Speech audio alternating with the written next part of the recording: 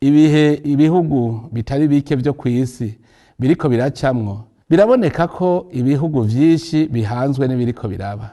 Ikiza coronavirus carateye, iyo Imana itatwosha tukaronka ubwenge kare, tukarima inzara yari kutugira imisega.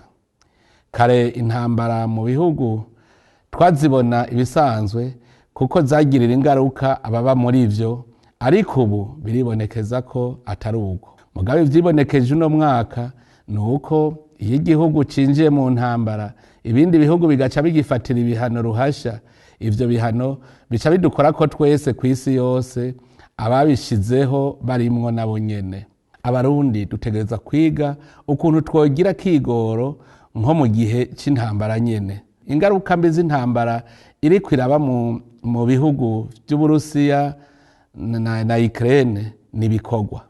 Gukora kurusha uko twahora, no mwaka twawuhariye uburimyi. Igice kinini c'abarimyi mu Burundi ntigisaba igitoro mu kurima, ahubwo turime cyane, abandi bazoze gusuma iwacu batuzaniye amahera mva makungu azotuma natwe turonka igitoro naho coba kizimvye.